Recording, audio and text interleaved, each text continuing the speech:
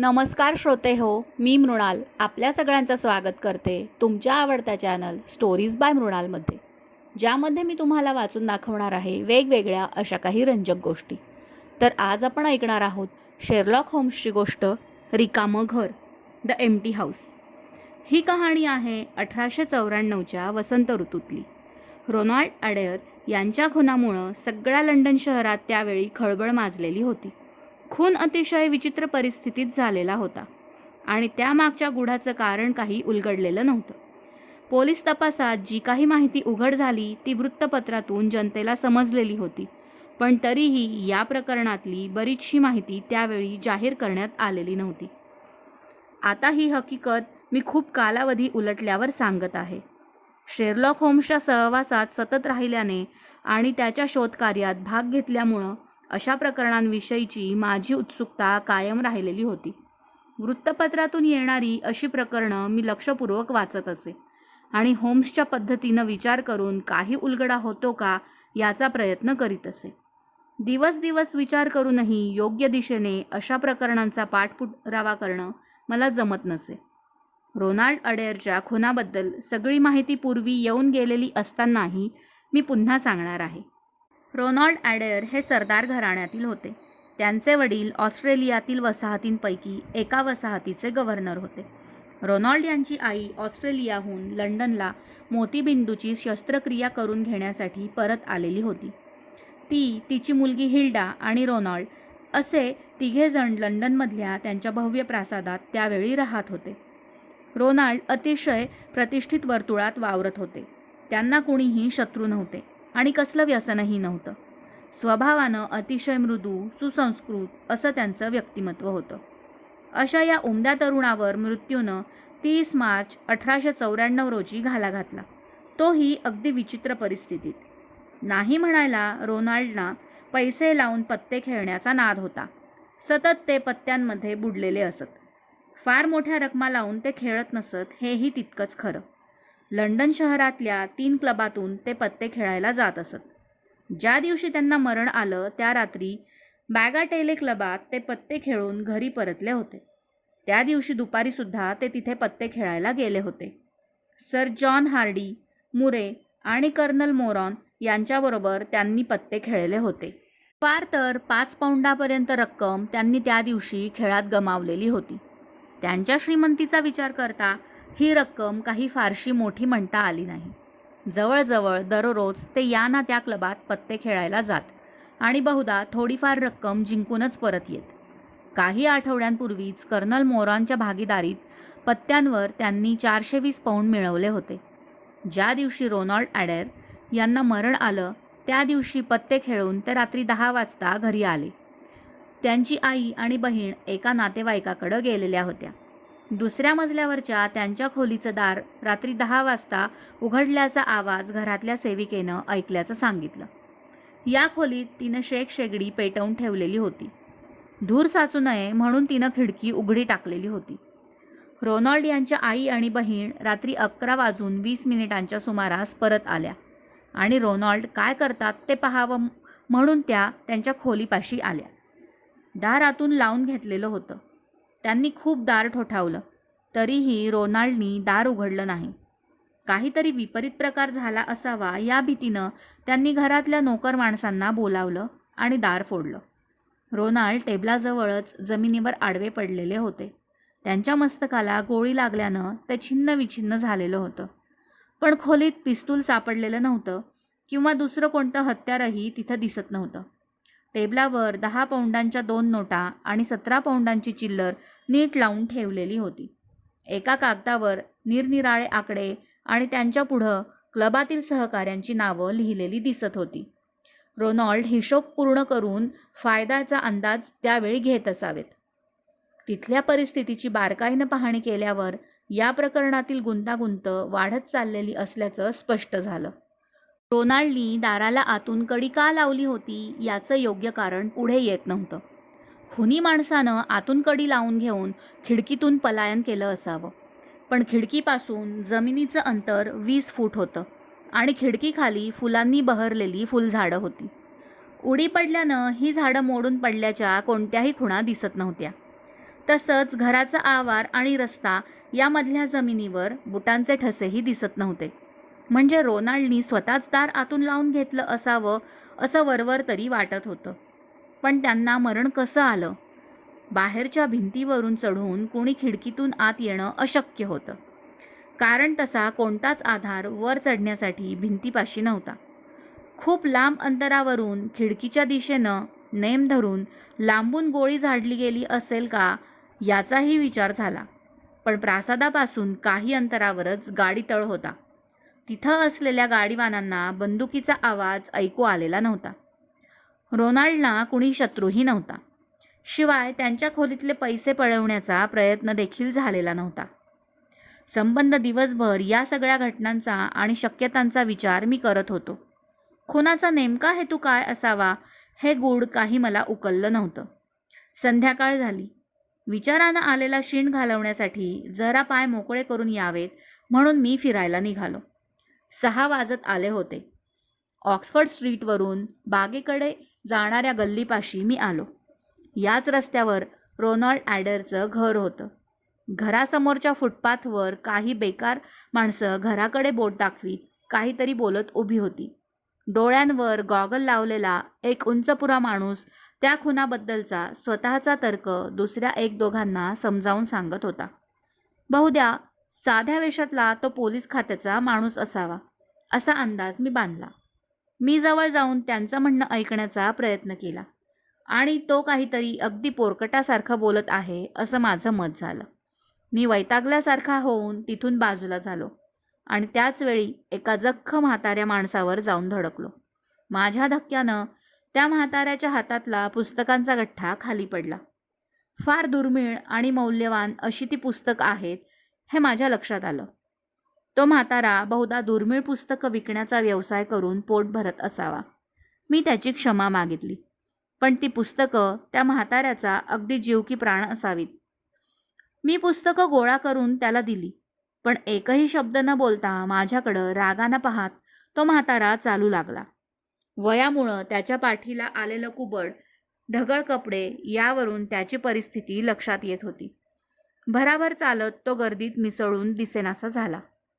Ronald adder यांच्या प्रासादाची पाहणी मी केली खरी, पण फारसं काही माझ्या हाती लागलं नाही. त्या प्रासादाला 5 फूट उंचीची दगडी भिंतीचं कुंपण होतं. त्या भिंतीवरून उडी मारून कुणीही प्रासादाभोवती असलेल्या बागेत सहज शिरू शकलं असतं. पण रोनाल्ड यांच्या खोलीच्या खिडकीपाशी चढून जाणं मात्र मला तरी अशक्य वाटत होतं. कारण भिंतीवरून वर चढण्यासाठी तिथं पाईप अथवा इतर काहीही साधन नव्हतं. या रहस्याचा उलगडा व्हावा म्हणून मी तिथं गेलो होतो खरा, पण माझ्या गोंधळात भर पडण्या पलीकडं आणखी काहीच साध्य झालं नाही. मी पुन्हा माझ्या घरी आलो. येऊन 5 मिनिटं झाली असतील. तेवढ्यात आमच्या सेविकेनं मला कुणीतरी भेटायला आल्याचं सांगितलं. मी बाहेरच्या खोलीत असलेल्या दवाखान्यात येऊन पाहिलं आणि मला आश्चर्य वाटलं. मगाशी मी ज्या म्हाताऱ्याला धक्का दिला आणि त्याची पुस्तकं खाली पडली, तोच म्हातारा माझ्या दवाखान्यात उभा होता. त्यानं काखोटीला पुस्तकांची चळत कशीबशी सांभाळलेली होती. कपाळावर आलेल्या पांढऱ्या केसांचे झुपके एका हातानं मागे सारत तो दवाखान्यात भिरभिरत्या नजरेनं पाहत उभा होता. मला पाहून आश्चर्य वाटलं ना? त्यानं विचारलं. होय, वाटलं खरं, मी कबुली दिली. मगाशी मी रागावून तुमच्याकडं तिरस्कारानं पाहिलं आणि माझं मलाच वाईट वाटलं. तुम्ही काही मुद्दामून मला धक्का दिलेला नव्हता. पुस्तकं उचलायलाही मदत केलीत. तुमच्या मागोमाग मी आलो आणि या घरात तुम्हाला शिरताना पाहिलं. म्हटलं आत यावं आणि तुमचे आभार मानावेत. अगदीच किरकोळ गोष्ट होती ती. तुम्ही फारच मनाला लावून घेतलंय, मी म्हटलं. तुम्ही मला कसं ओळखलत? डॉक्टर साहेब, चर्च स्ट्रीटवरच कोपऱ्यावर माझं छोटं पुस्तकांचं दुकान आहे. तुमचा मी शेजारीच आहे म्हणा ना. तुमच्याकडंही पुस्तकांचा चांगला संग्रह दिसतोय. माझी ही पुस्तकं दुर्मिळ आहेत. ब्रिटिश पक्षीजीवन या पुस्तकाचे 5 खंड तुमच्या या दुसऱ्या शेल्फवर व्यवस्थित बसतील. फारच विस्कळीत ठेवली आहेत तुम्ही पुस्तकं, होय ना? म्हातारबुवांनी असं म्हटल्यावर मी मागं वळून शेल्फकडे पाहिलं. तो म्हणतो ते खरंच होतं. मी पुन्हा मागं वळून पाहिलं आणि मला आश्चर्याचा धक्काच बसला. शेरलॉक होम्स हसत हसत माझ्या टेबलापलीकडं उभा होता. काही क्षण मी त्याच्याकडं पाहत राहिलो. माझ्या डोळ्यांवर विश्वासच बसेना. मला भोवळ आल्यासारखं झालं. माझ्या नजरेसमोर धुक्यांचं झाकोळ जमा झालं आणि काही वेळातच ते दूर होताच मला जाणवलं की माझ्या शर्टची बटणं काढून माझा गळा हवेसाठी मोकळा केला गेलेला आहे आणि ब्रँडीचा पेला माझ्या ओठांना लावलेला आहे. होम्स माझ्या खुर्चीवर एक हात टेकवून वाकून माझ्याकडं पाहत होता. वॉटसन, मित्रा, मी तुझी 1000 वेळा क्षमा मागतो, तो म्हणाला. तुझ्यावर इतका परिणाम होईल असं मला वाटलं नव्हतं. मी एकदम त्याचा हात हातात पकडून ठेवला आणि जवळजवळ ओरडलोच. होम्स, तू खरंच होम्सच आहेस का? तू अजून जिवंत आहेस? ती जीवघेणी दरी चढून तू सुखरूप परत आलास? थांब, शांत रहा, तो म्हणाला. तुला आता बरं वाटतंय का? हे नाटक करून मी उगीचच तुला घाबरवलं. मी ठीक आहे. पण होम्स, खरोखर माझ्या डोळ्यांवर अजूनही विश्वास बसत नाही. साक्षात तू स्वतः माझ्या समोर येऊन उभा राहशील याची कल्पना तर मी कधी केलीच नव्हती. असं म्हणून मी पुन्हा होम्सला चाचपलं. त्याचा माझ्या परिचयाचा हात हातात घेऊन मी उद्गारलो. तू भूत नाहीस याची मला खात्री झालेली आहे. होम्स, तुला पाहून किती आनंद झाला आहे म्हणून सांगू? बरं, बस. आणि मला त्या भयानक जीवघेण्या प्रसंगातून तू तुझी सुटका कशी करून घेतलीस ते सांग. शेरलॉक होम्सनं म्हातारबुवाचा वेश उतरवून फक्त ओव्हरकोट अंगावर ठेवला आणि खुर्चीवर हातपाय ताणून बसत त्याने सिगरेट पेटवली. पूर्वीपेक्षा तो आणखी वाळलेला मला वाटला. गेले काही दिवस खूपच खडतर आयुष्य त्यानं काढलेलं असल्याच्या खुणा त्याच्या चेहऱ्यावर स्पष्टपणे दिसत होत्या. आता खूप बरं वाटलं. माझ्यासारख्या उंच माणसाला पाय कायमचे वाकवलेले ठेवून म्हाताऱ्याचं सोंग वठवायचं म्हणजे फारच कठीण काम, होम्स उद्गारला. माझी कहाणी मी मागावून सांगीन. मला तुझी मदत हवी आहे. आज रात्री आपल्याला एक कामगिरी पार पाडायची आहे. काम मोठं धोक्याचं आहे. ते उरकल्यावरच मी काय काय केलं ते तुला सांगणं बरं. अरे, पण मला खूप उत्सुकता आहे ना, मी म्हटलं. आत्ताच सांग ना. रात्री माझ्याबरोबर येशील? तू म्हणशील तिथं आणि म्हणशील तेव्हा. वॉटसन, आता अगदी पूर्वीचे दिवस परत आल्यासारखं वाटतंय. आपण आधी पोटभर जेवण करूया आणि मग कामगिरीवर निघूया, होम्स म्हणाला. आता माझ्या हकीकतीविषयी सांगतो. त्या भयंकर दरीतून मी कशी सुटका करून घेतली विचारलंस ना, तर त्याचं उत्तर असं की मी दरीत कोसळलोच नव्हतो. खरंच? अगदी खरं. मी तुझ्यासाठी लिहून ठेवलेलं पत्र खरंच होतं. मॉरिआर्टीशी माझी झुंज कदाचित अखेरचीच ठरणार असं मला खरोखर वाटलं होतं. त्याच्या नजरेतली सुडाची भावना जळजळीत होती. माझ्या पाठीवरच मॉरिआर्टी होता. वाट खूप अरुंद होती. एकमेकांना भिडण्याशिवाय पर्यायच नव्हता. मी त्याच्याशी काही बोललो आणि तुझ्यासाठी पत्र लिहून ठेवण्याची अनुमती त्याला मागितली. त्यानं होकार दिल्यावर मी पत्र लिहिलं. माझी काठी आणि सिगारेटची पेटी मी काढून ठेवली. त्याखाली पत्र ठेवलं आणि पुढं चालू लागलो. मॉरिआर्टी माझ्या मागून येत होता. धबधब्याच्या जिथं रस्ता संपतो तिथं मी उभा राहिलो. मॉरिआर्टीनं हत्यार काढलं नाही. हात झेपावून त्यानं माझ्यावर उडी मारली. आम्ही एकमेकांना घट्ट पकडलं. खूप झटापट झाली. माझ्यावर सूड उगवण्यासाठी तो अधीर झालेला होता. लंडनच्या गुन्हेगारी विश्वातलं आपलं साम्राज्य नष्ट झालेलं आहे याची त्याला पुरेपूर कल्पना आली होती. म्हणूनच मारू किंवा मरू या जिद्दीनं त्यानं माझ्यावर हल्ला चढवलेला होता. आम्ही एकमेकांना घट्ट पकडलेल्या अवस्थेतच लोळत लोळत दरीच्या अगदी काठाशी आलो होतो. धबधब्याचे तुषार जोरात उसळत होते. मला जपानी पद्धतीच्या कुस्तीची थोडीशी माहिती होती. तिचा उपयोग करून त्याच्या पकडीतून मी माझी सुटका करून घेतली आणि लाथेनं मॉरिआर्टीला जोरात तडाखा दिला. त्या तडाख्यासरशी तो कोलमडला. त्याला खूपच वेदना होत असाव्यात, कारण त्यानं एक कर्णकटू किंकाळी फोडली आणि तो पुन्हा मला पकडण्यासाठी झेपावला. पण त्यातच चिखलात त्याचा पाय घसरल्यासारखा झाला आणि तो दरीत खोल कोसळला. एका खडकावर तो आपटला आणि पाण्यात फेकला गेला.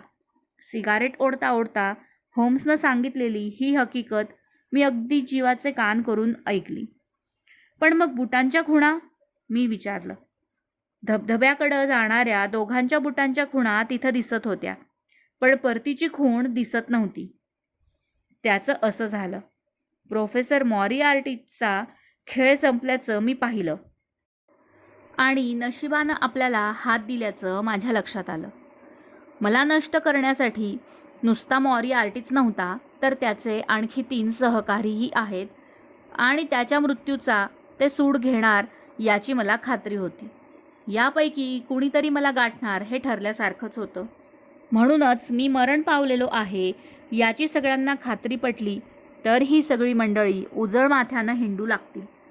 काही काळानं का होईना मी त्यांचा नाश करू शकेन आणि मगच जगाला मी जिवंत असल्याचं जाहीर करणं योग्य होईल, असा विचार त्याच क्षणी माझ्या मेंदूत प्रकटला. मी उभा राहिलो आणि धबधब्याकडं जाणाऱ्या वाटेवरचा एका बाजूचा उंच खडक निरखून मी पाहू लागलो. मला वाटलं होतं तेवढा तो खडक चढून जायला अवघड नव्हता. त्याला काही ठिकाणी चांगल्या कपारी होत्या आणि त्यातून रानटी झुडपं उगवलेली होती. काही ठिकाणी खडकांचे कंगोरे पुढे आलेले होते. त्यांच्यावर पाय रोवून झुडपांना पकडून वर चढणं खूप अवघड असलं तरी शक्य होतं. आल्या वाटेनंही परत येणं मला शक्य होतं. पण त्या परिस्थितीत माझ्या बुटांचे ठसे मी जिवंत असल्याचं सांगतील अशी मला शंका आली होती. म्हणूनच मी उंच खडकाचे सुळके चढून वर जायचं ठरवलं. वॉटसन, हे साहस जीव घेणारच होतं. एका बाजूला प्रचंड वेगानं वाहणारा धबधबा कोसळत होता. तुषार उडवून खडकं बुडबुडीत झालेली होती. मॉरिआर्टीची किंकाळी अजूनही ऐकू येत आहे असे भास मला होत होते. वर चढत असताना छोटीशी जरी चूक झाली तरी प्राणाशी गाठ होती. 3-4 वेळा झुडपाला पकडलेला माझा हात निसटण्याचे प्रसंगही आले. पण शेवटी मी तो उंच कडा बराचसा चढून जाण्यात यशस्वी झालो आणि खडकांनी वेढलेल्या पण कुणालाही दिसणार नाही अशा जागी मी काही काळ स्वस्थ पडून राहिलो. वॉटसन, त्यावेळी तू माझं काय झालं हे बघण्यासाठी तिथं हिंडत आहेस हे मला जाणवत होतं. तुझ्या हाकाही मला ऐकू येत होत्या. शेवटी तुम्ही माझा शोध थांबवला आणि अतिथीगृहाकडं परत निघालात आणि मी एकटाच राहिलो. मी आकाशाकडं पाहिलं. आणखी थोडंच अंतर आता चढायचं राहिलेलं होतं. त्याच वेळी वरच्या बाजूनं एक मोठा दगड गडगडत माझ्या अगदी जवळच येऊन आदळला. मी निरखून पाहताच वरच्या बाजूला एक माणूस जमिनीवर आडवं पडून माझ्याकडं पाहत आहे हे मला दिसलं. मी आणखी आडोशाला सरकलो. मॉरिआर्टीचाच तो माणूस आहे याची मला खात्री पटली. तो एकटा आलेला नव्हता तर. मॉरिआर्टी मरण पावल्याचं त्यानं नक्कीच पाहिलं असणार. म्हणजेच मी जिवंत आहे हे ठाऊक असलेला तो एकमेव माणूस होता. वॉटसन, तो माणूस नजर फाडून पाहत राहिला. माझी थोडीशी हालचाल त्याच्या लक्षात आली असावी. आता दुसरा दगड तो ढकलणार याची मला कल्पना आली. धडपडत मी त्या जागेवरून उठलो आणि खडकावरून घसरत खाली येऊ लागलो. चढून जाण्यापेक्षाही खाली उतरणं खूप धोकादायक होतं. पण विचार करायला वेळच नव्हता, कारण त्यावेळी दुसरा दगड माझ्या दिशेनं आला. मी कपारीला घट्ट पकडून लोंबकळू लागलो. दगड माझ्या अगदी जवळून खाली गडगडत गेला. एव्हाना मी निम्मा कडा उतरलेलो होतो. अचानक माझा आधार सुटला आणि मी सरळ खाली कोसळलो. माझं अंग खरचटलेलं होतं. मला जखमा झाल्या होत्या, पण परमेश्वरी कृपेनं मी जिवंत राहिलो होतो. मी ताबडतोब उठलो. त्या डोंगराळ प्रदेशातून मी सुमारे 10 मैल पळत राहिलो. आता अंधार चांगलाच पडलेला होता. रस्ता नीट दिसत नव्हता, पण तरीही माझं पळणं मी कायम ठेवलं होतं. सुमारे आठवड्यानंतर मी फ्लॉरेन्सला आलो. त्यावेळी माझं काय झालं हे सांगणारं आता कुणीच नाही याची मला खात्री झाली. वॉटसन, माझं हे रहस्य फक्त माझा भाऊ मायक्रॉफ्ट यालाच ठाऊक होतं. तुझ्याशीही संपर्क साधायचा माझा विचार होता, पण मी मरण पावलेलो आहे अशी बातमी पसरणंच माझ्या दृष्टीनं आवश्यक होतं.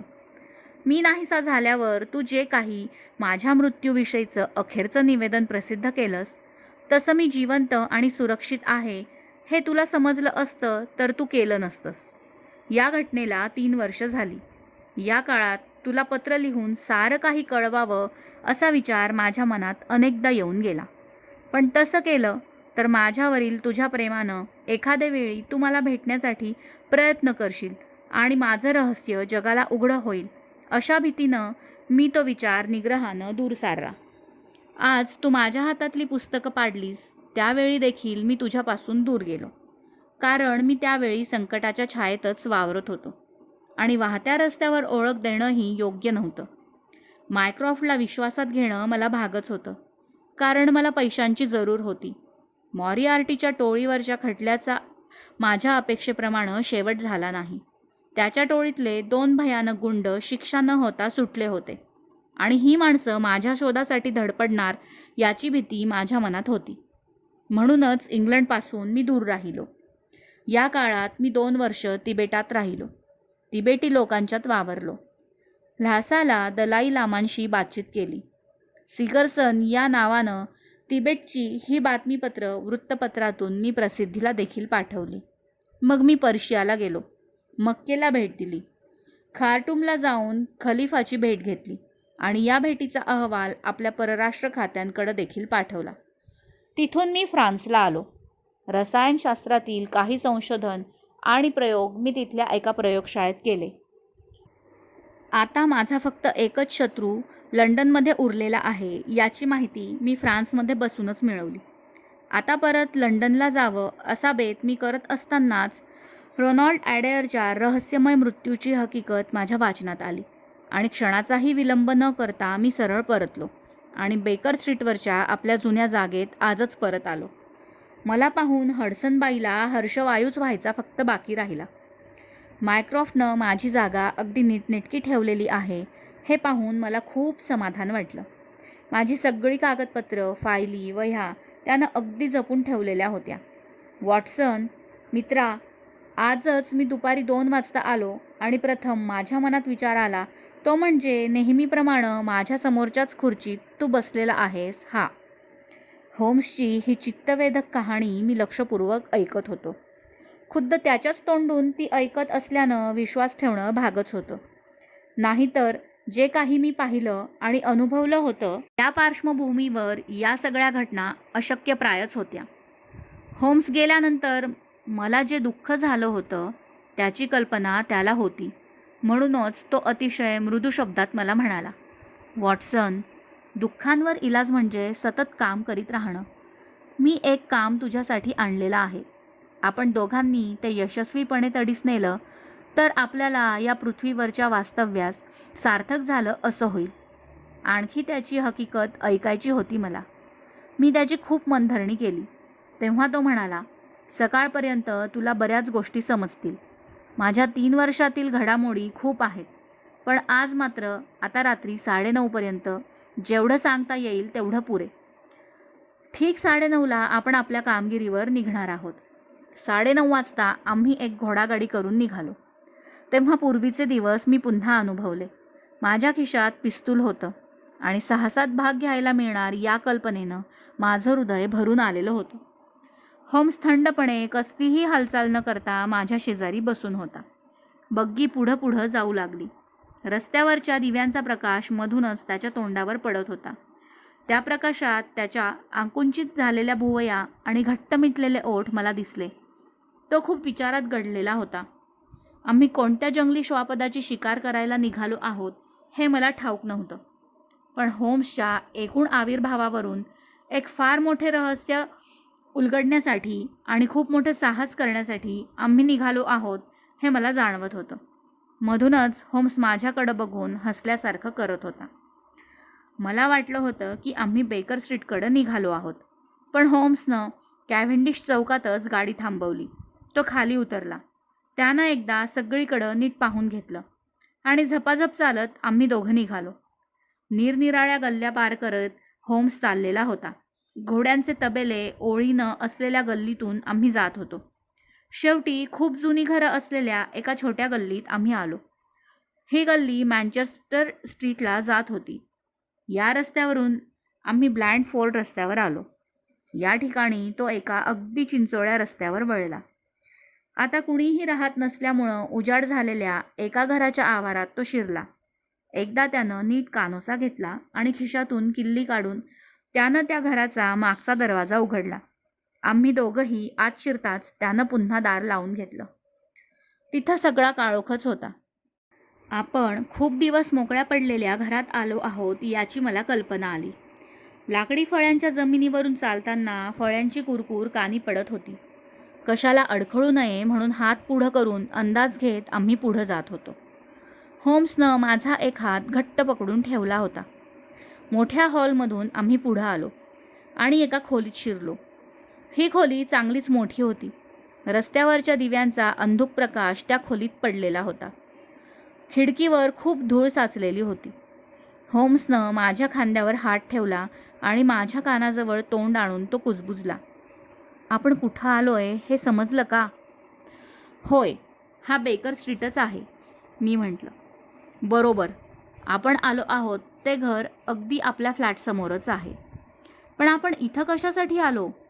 कारण इथून आपल्या फ्लॅटवर चांगलं लक्षात ठेवता येईल म्हणून.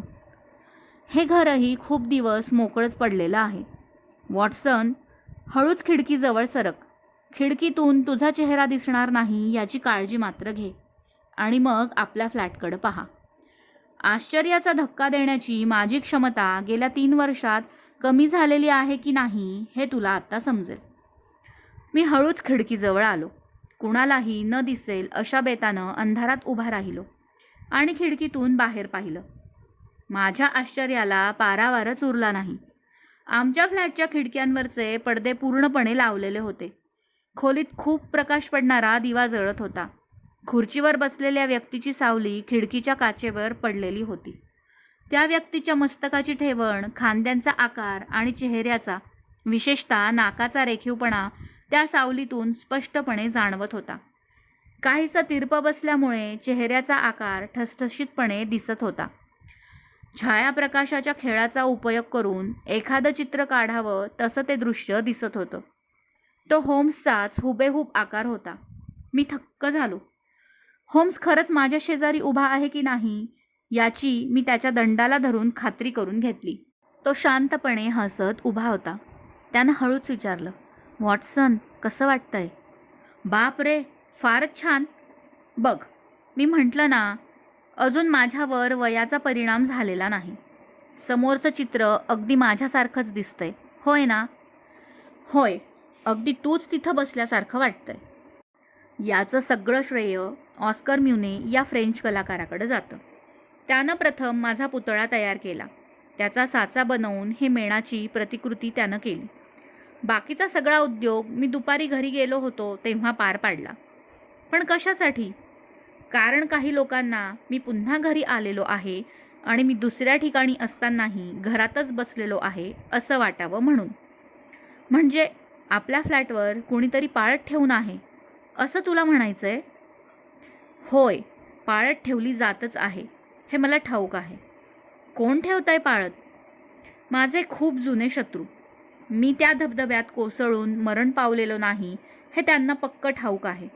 आज ना उद्या मी माझ्या जागेत परत येणार याची त्यांना खात्री आहे. म्हणूनच ते सतत पाळत ठेवून आहेत. सकाळी मी आपल्या फ्लॅटवर आलेलो आहे हे त्यांनी पाहिलेलं आहे. तुला हे कसं समजलं? कारण खिडकीतून बाहेर पाहताच त्यांचा माणूस रस्त्यावर उभा आहे हे मी ओळखलं. त्याचं नाव पार्कर. तसा तो निरुपद्रवी आहे. त्याची मला काही भीती वाटली नाही. पण त्याला ज्या व्यक्तीनं हे काम सांगितलं आहे त्या व्यक्तीपासून सावध राहणं मात्र मला जरुरीचं वाटलं. मॉरिआर्टीचा तो अगदी खास मित्र. त्यानंच माझ्या अंगावर दगड लोटलेले होते.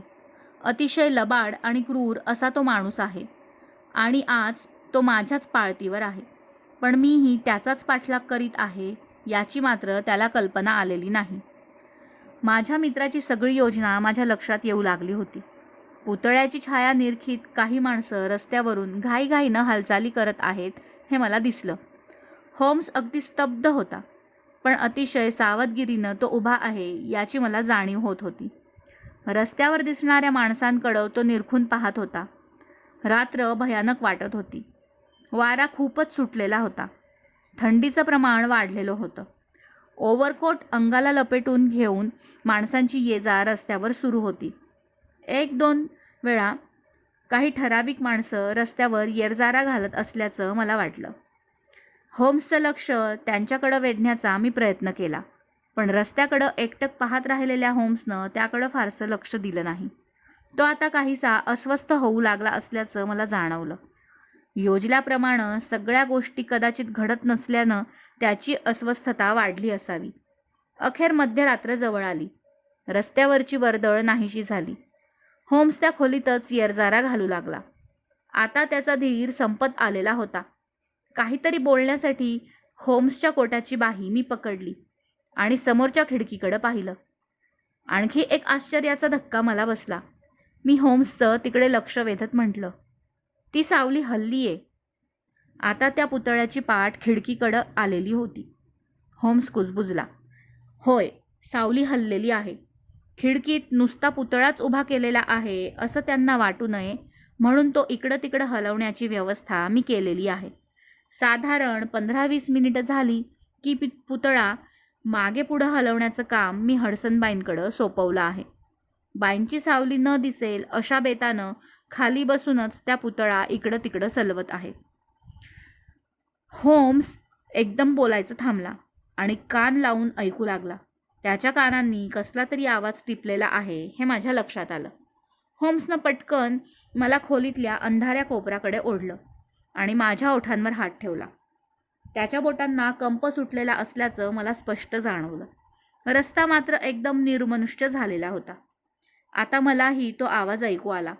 बेकर स्ट्रीटच्या बाजूनं तो येत नव्हता, तर आम्ही ज्या दारानं त्या रिकाम्या घरात आलो होतो ते दार करकरत उघडलं जात असल्याचं आणि त्यानंतर लावून घेतल्याचा तो आवाज होता. काही वेळानं लाकडी जमिनीवरून अलगद पावलं टाकत कुणीतरी येऊ लागलं. होम्स भिंतीला अगदी चिकटून उभा राहिला. मीही तसंच केलं आणि पिस्तुलावर हात सज्ज ठेवला. अंधारातच एका माणसाची काळी कभिन्न आकृती माझ्या नजरेला पडली. आमच्या खोलीच्या दरवाजातच ती उभी होती. मग ती हळूहळू पावलं टाकीत खोलीत आली. आमच्यापासून ती 8-9 फुटांवर असावी. आम्ही त्या खोलीत दडलेलो आहोत याची तिला कल्पना नसावी. आमच्या अगदी जवळूनच ती पुढे सरकली आणि खिडकीपाशी गेली. आवाज न करता खिडकीची काच साधारण 6 इंच तिनं वर केली. आता उघड्या खिडकीजवळ आल्यावर रस्त्यावरच्या दिव्यांचा प्रकाश सरळ तिच्या तोंडावर पडला. तो माणूस खूप उत्तेजित झाल्यासारखा वाटत होता. त्याच्या डोळ्यांवर उजेड पडल्यामुळे ते चमकल्यासारखे मला वाटत होते. त्या माणसाचं वय बरंच असावं. पुढं आलेलं पातळ नाक, डोक्यावरचं टक्कल आणि खूप लांब मिशा, डोक्यावरची मागं ओढलेली गोलाकार हॅट, अंगावर ओव्हरकोट आणि त्याच्या उघड्या बटनांमुळं रात्रीच्या वेळी अंगात घालतात तसा त्यानं घातलेला चट्ट्या पट्ट्यांचा शर्ट, लांब उभट चेहऱ्यावरील उभ्या रेषांमुळं त्या माणसाचं हे रूप माझ्या चांगलंच लक्षात राहिलं. त्याच्या हातात काठी आहे असं प्रथम मला वाटलं, पण त्यानं ती जमिनीवर ठेवल्यावर जो आवाज आला त्यावरून ती लोखंडी नळी आहे हे माझ्या लक्षात आलं.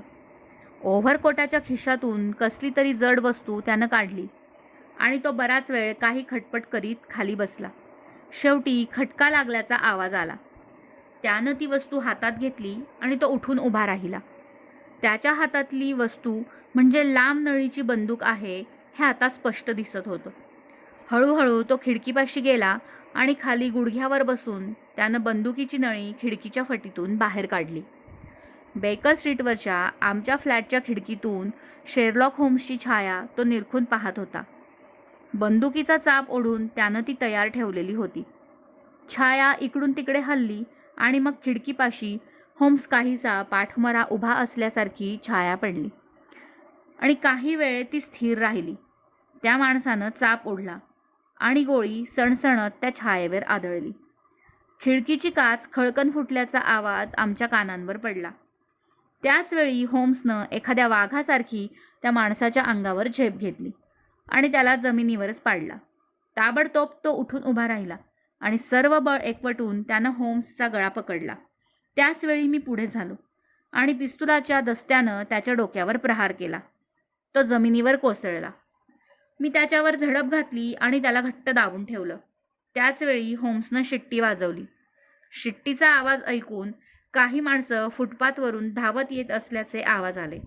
2 पोलीस आणि साध्या वेशातला एक अधिकारी घराचा दर्शनी दरवाजा उघडून आत आले आणि सरळ आमच्या खोलीत शिरले. इन्स्पेक्टर लेस्ट्रेड? होम्सनं विचारलं. होय, मीच. स्वतःच या कामगिरीवर यायचं मी ठरवलं. होम्स, तुम्हाला परत आलेलं पाहून खूप बरं वाटतंय. मला वाटतं तुम्हाला माझ्या मदतीची गरज आहे. या वर्षात खुनी माणसाचा तपास न लागलेले 3 गुन्हे झालेले आहेत. हे काही चांगलं नाही. एका प्रकरणात मात्र तुम्ही खूपच चांगली कामगिरी केल्याचं मला ठाऊक आहे. होम्स उद्गारला. इन्स्पेक्टर लेस्ट्रेडनं त्या माणसाला ताब्यात घेतलं. त्याच्या दोन्ही बाजूला तगडे पोलीस उभे होते. घरासमोर काही माणसं जमा होऊ लागलेली होती. होम्स पुढं झाला. त्यानं खिडकी बंद करून घेतली. खिडकीवर धुळीनं भरलेला पडदा सोडला. लेस्ट्रेडनं 2 मेणबत्त्या खिशातून पेटवल्या. पोलिसांनी आपल्या जवळच्या दिव्यांवरची काळी आवरणं दूर केली. आता खोलीत चांगलाच उजेड पडला होता. आता तो माणूस मला चांगला निहाळता आला. त्याच्या निळ्या डोळ्यात क्रौर्य दिसत होतं. त्याचं नाक खूपच पुढं आलेलं होतं. भुवया जवळ घेऊन तो विलक्षण द्वेषानं होम्सकडं निरखून पाहत होता. दुष्ट माणसा, तू खूप हुशार निघालास, असं पुटपुटत तो रागानं थरथरत उभा होता. कर्नल साहेब, होम्स म्हणाला, एकमेकांची भेट झाली की प्रवासाचा शेवट होतो. धबधब्याच्या ठिकाणी कपारीला धरून मी पडलो होतो. त्यावेळी आपली पहिली भेट झाली होती. त्यानंतर भेटीचा आनंद खूप दिवस मला मिळाला नव्हता. तो योग आज आला. दुष्ट, घातकी. कर्नल एवढंच पुटपुटत उभे राहिले. थांबा, तुमची अजून या मंडळींना ओळख करून द्यायचं राहिलेलं आहे. मित्रांनो, हे गृहस्थ म्हणजे कर्नल सेबास्टियन मोरान. हिंदुस्थानातील आपल्या लष्करात हे होते. उत्कृष्ट नेमबाज म्हणून ते आपल्या सैन्यात प्रसिद्ध होते. कर्नल साहेब, मला वाटतं हिंदुस्थानात तुम्ही वाघांच्या जेवढ्या शिकारी केल्यात तेवढ्या कुणीच केल्या नसतील. कर्नल मोरॉन काहीच बोलले नाहीत. फक्त होम्सकडे ते एकटक पाहत राहिले. एखाद्या जेरबंद वाघासारखेच ते दिसत होते. माझ्या या अगदी छोट्याशा युक्तीनं तुमच्यासारख्या शिकाऱ्याला देखील कसं फसवलं याचंच मला नवल वाटतं. वाघ आपल्या टप्प्यात यावा म्हणून तुम्ही गरीब कोकरं झाडाला बांधून ठेवत होतात आणि लांब अंतरावर सुरक्षित बसून कोकरू खायला आलेल्या वाघावर नेम धरून गोळी चालवत होतात. समजा नेम चुकलाच तर तुमच्या मदतीला आणखीही काही शिकारी असायचे. अगदी तसेच हे इन्स्पेक्टर लेस्ट्रेड, त्यांचे पोलीस आणि डॉक्टर वॉटसन हे माझे शिकारी मित्र आहेत. कर्नल मोरान एकदम पुढे झेपावले, पण पोलिसांनी त्याला मागे खेचलं. कर्नल साहेब, तुम्ही डावलेला एक डाव मात्र माझ्या लक्षात आला नाही. माझ्यावर बंदूक चालवण्यासाठी या जागेचा उपयोग तुम्ही कराल असं मला वाटलं नव्हतं. माझ्या खिडकीच्या समोरच्या फुटपाथवरूनच तुम्ही गोळी झाडाल असा माझा अंदाज होता. त्या ठिकाणी इन्स्पेक्टर लेस्ट्रेड तुमची वाट पाहत उभे होते. बाकी सगळ्या घटना माझ्या तर्काप्रमाणेच घडलेल्या आहेत. कर्नल मोरान इन्स्पेक्टर लेस्ट्रेडकडे पाहून म्हणाले, मला अटक करण्यासाठी तुमच्याकडं सबळ कारण असो किंवा नसो, पण या माणसाच्या धमकावण्यांना मी का जुमानावं? मला कायदेशीर अटक झालेली असेल तर मग सगळं कायद्यानुसारच होऊ द्या. होम्सनं जमिनीवर पडलेली बंदूक उचलून घेतली आणि तिची यंत्रणा निरखून पाहत म्हटलं, अगदी एकमेव असं हे हत्यार आहे. गोळी सुटताना आवाज न होणारं आणि प्रचंड शक्तीचं. व्हॅन हेल्डरने ही बंदूक बनवलेली आहे हे मला ठाऊक आहे. प्रोफेसर मॉरिआर्टीनंच ही त्याच्याकडून बनवून घेतली. अशा प्रकारची बंदूक अस्तित्वात आहे हे मला ठाऊक होतं, पण आजच ती प्रत्यक्षात हाताळायला मिळाली. इन्स्पेक्टर लेस्ट्रेड, ही बंदूक आणि तिच्या गोळ्याही तुम्ही जप्त करा. होम्स, त्याची काही काळजी करू नका, असं म्हणून लेस्ट्रेड कर्नल मोरांना घेऊन दारापर्यंत गेले आणि मागं वळून पाहत त्यांनी विचारलं, होम्स, आपल्याला आणखी काही सांगायचं आहे का? कर्नल मोरान यांच्यावर तुम्ही कोणता आरोप ठेवणार आहात? कोणता आरोप? शेरलॉक होम्स यांच्या खून करण्याचा आरोप. नको नको, या प्रकरणात मला कुठं गुंतवू नका. या माणसाला पकडण्याचं सगळं श्रेय फक्त तुमचं आहे. तुमचं त्याबद्दल मी अभिनंदन करतो. अत्यंत चातुर्यानं तुम्हाला हा गुन्हेगार सापडलेला आहे. म्हणजे तुम्हाला काय म्हणायचंय होम्स? म्हणजे ज्या माणसाला पकडण्यासाठी तुम्ही जंग पछाडत होता तोच हा महाभयंकर माणूस आहे, कर्नल सेबास्टियन मोरान.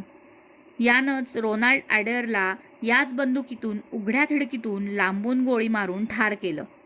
या आरोपाखालीच त्याला अटक करा, होम्सनं गंभीरपणं म्हटलं. मग माझ्याकडं वळून तो म्हणाला, वॉटसन, उघड्या खिडकीमुळं तुला खूप वेळ थंडीत कुडकुडावं लागलं.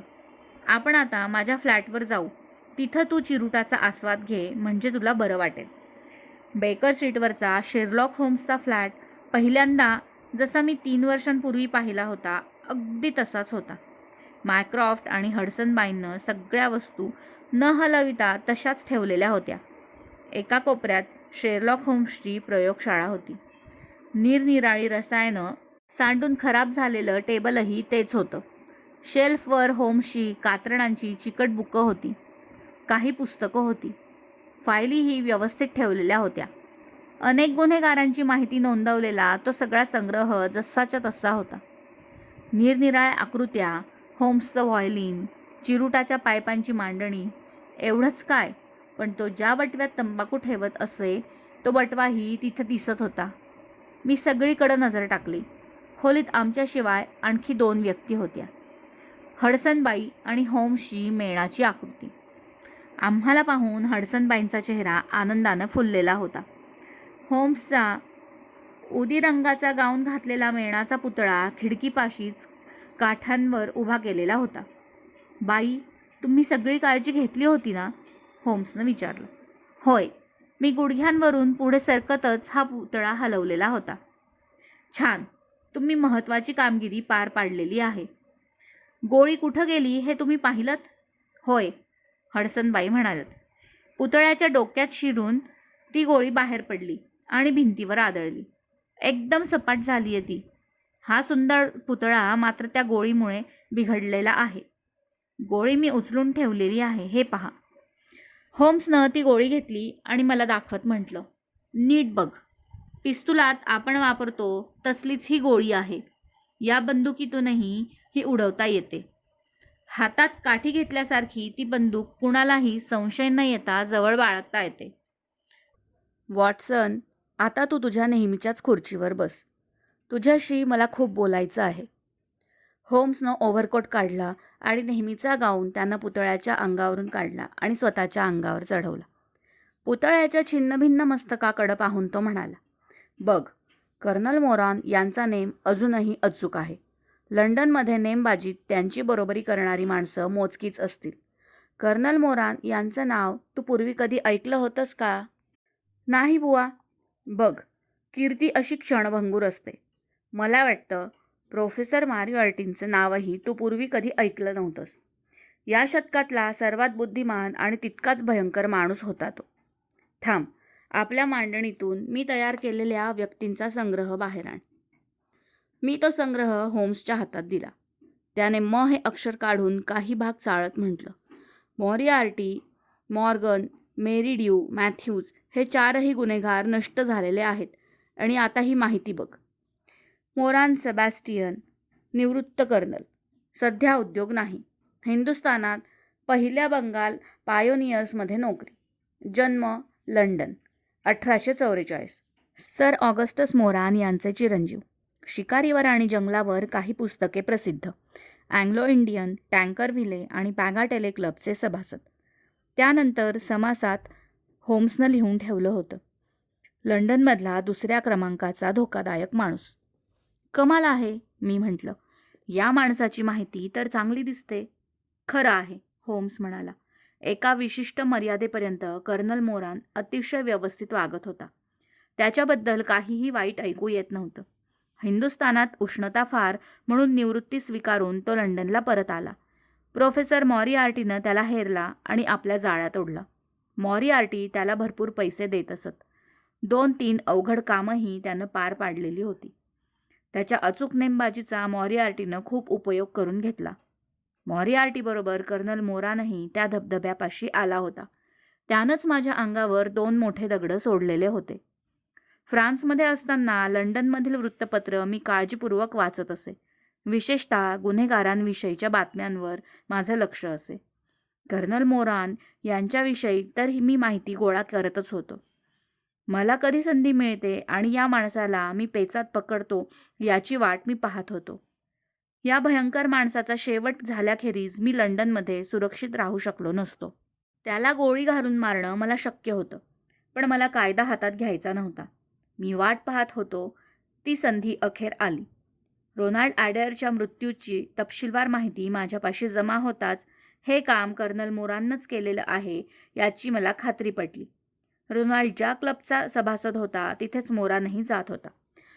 रोनाल्ड रात्री घरी परतला तेव्हा कर्नल मोरान त्यांच्या मागोमाग आला आणि उघड्या खिडकीतून लांबूनच गोळी घालून त्यानं त्याला संपवलं. त्याबद्दल माझी खात्री होती. मी ताबडतोब फ्रान्सहून इथं आलो. रोनाल्डला मारलेली गोळी आणि माझ्या पुतळ्याला मारलेली गोळी एकाच बंदुकीतून उडवलेल्या आहेत हे सिद्ध करणं फार सोपं आहे. एवढ्या पुराव्यावरून तो फासावर जाईल. मी परत येताच कर्नल मोरानच्या माणसांनं मला ओळखलं आणि त्याच्याकडं बातमी गेली. मी का परत आलेलो आहे हे ओळखण्याइतका मोरान धूर्त होता. मला शक्य तितक्या लवकर ठार करण्याचा बेत त्यानं आखला. नळीच्या बंदुकीचा तो यासाठी उपयोग करणार असाही माझा अंदाज होता. पोलिसांना मी आधीच सूचना देऊन त्यांची मदत मागवली होती. त्याप्रमाणे पोलीस बेकर स्ट्रीटवर मोर्चे बांधून गुप्त ठिकाणी बसलेले होते. काही साध्या वेशातील माणसंही त्यांनी टेहाळणीसाठी ठेवलेली होती. मेणाच्या पुतळ्याची माझी योजना खूप यशस्वी झाली. आपल्या फ्लॅटसमोरच्या रिकाम्या घरानं आपल्याला खूपच मदत केली. वॉटसन, सगळा खुलासा आता झालाय ना? का आणखी काही तुझ्या शंका राहिलेल्या आहेत? होय, मी म्हटलं. रोनाल्डला ठार मारण्यात कर्नल मोरानचा कोणता हेतू होता? वॉटसन, इथं मात्र आपल्याला केवळ अनुमानच करायला हवं. वस्तुस्थिती आपण लक्षात घेऊन कर्नल मोरान आणि अडेअर या दोघांनी भागीदारीत पत्ते खेळून बऱ्यापैकी रक्कम जिंकलेली होती. मोराननं रोनाल्डला हिशोबात फसवलं आणि तो फसवत आहे हे रोनाल्डच्या लक्षात आलं. तसं त्यानं मोरानला बोलून देखील दाखवलं असण्याची शक्यता आहे. सर्व खरा हिशोब दिला नाहीस तर हे प्रकरण मी क्लबात जाहीर करीन आणि तुला क्लबाचा राजीनामा द्यावा लागेल, असंही रोनाल्डनं त्याला धमकावलं असेल. रोनाल्डसारख्या तथाकथित प्रतिष्ठित माणसाविरुद्ध त्यानं एवढं पाऊल उचललंही नसतं. पण आपली कदाचित अब्रू जाईल या भीतीनं रोनाल्डचं तोंड कायमचं आणि तेही ताबडतोब बंद करण्याचा निर्णय मोराननं घेतला. रोनाल्ड घरी परतला. त्याच्या खोलीत गेला. त्यानं कडी लावून घेऊन हवा येण्यासाठी खिडकी उघडली आणि तो पैसे मोजत बसला असतानाच मोराननं नळीच्या बंदुकीनं नेम धरून त्याला गोळी घातली. तू म्हणतोस तसंच घडलं असलं पाहिजे, मी म्हटलं. माझा हा तर्क कोर्टात खरा ठरेल किंवा फेटाळलाही जाईल, पण काही का होईना मोरान आता यापुढं आपल्याला त्रास द्यायला येणार नाही हे अगदी नक्की. वॉटसन, तुझा शेरलॉक होम्स आता आपलं उर्वरित आयुष्य लंडन शहरातले गुन्हे शोधून काढण्यासाठी खर्च करायला पूर्णपणे मोकळा झालेला आहे. मी मान डोलावली आणि मला खूप बरं वाटलं की आता होम्स कायमचा माझ्याजवळ परत आलेला आहे. धन्यवाद.